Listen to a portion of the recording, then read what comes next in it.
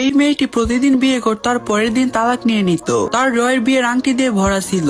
এই মেয়েটির নাম ছিল ডেজি আর সে একজন কন্ট্রাক্ট ওয়াইফ ছিল। তাকে ওই ছেলেরা কিনে নিত যে নাকি বিয়ে করতে চাইতো না আর পরিবার এবং আত্মীয় স্বজনদের কাছ থেকে বাঁচার জন্য বিয়ের অভিনয় করত। ডেজির এত সুন্দর অভিনয় দেখে অনেক অসুস্থ দাদিরা তাদের এত সুন্দর বউ দেখে শান্তিতে শেষ নিঃশ্বাস নিয়েছে। আর এই কাজ করে ডেজি অনেক টাকা কামিয়ে ফেলে। কিন্তু এত ছোট দেশে 13 বছর কাজ করার পরে তার অনেক এক্স হাজবেন্ড হয়ে গেছে। এখন হোটেলের স্টাফও তাকে বিয়ের সময় ধরে ফেলে। তাই সেই অদ্ভুত বিষয় থেকে বাঁচার জন্য সে তার বিজনেস আরো বড় করার চিন্তা করে। এখন সে দেশের বাইরেও বিয়ে করা শুরু করে দেয়। এমনকি আফ্রিকার রাজাও তাকে হায়ার করে, কারণ ডেজির সার্ভিস অনেক প্রফেশনাল ছিল আর সবাই তাকে কিনতে পারতো না। কারণ সে প্রথমে ছেলেদের প্রোফাইল দেখতো, তারপর তাদের ইন্টারভিউ নিত এবং তারপরে সে তার ক্লায়েন্টকে বাছাই করত। ডেজির একটি রুল ছিল শুধু বিয়ে করা, কোনো ভালোবাসার চক্করে না পড়া। একদিন সে তার একজন স্পেশাল ক্লায়েন্টের অপেক্ষা করতেছিল। ছেলেটির প্রোফাইলে ছবি ছাড়া আর কিছুই ছিল না। ডেজি সিসিটিভি ক্যামেরায় দেখতে পায় ক্লায়েন্ট এসে পড়েছে। যখন সে কল করে তখন সে ইন্টারভিউ দিতে না করে দেয় এবং সোজা তার কাছে এসে পড়ে। সে এসেই তাকে বলে আমাকে বিয়ে করো। ছেলেটির রুল ছিল অনেক সাধারণ, কারণ সে চাইতো শুধু তার সাথে সে ডিনার করবে। এটা ডেজির অদ্ভুত মনে হয়, কিন্তু ছেলেটি অনেক বেশি টাকা দিবে তাই সে রাজি হয়ে যায়। ছেলেটি হ্যান্ডসাম হবার সাথে সাথে অনেক বড় লোক ছিল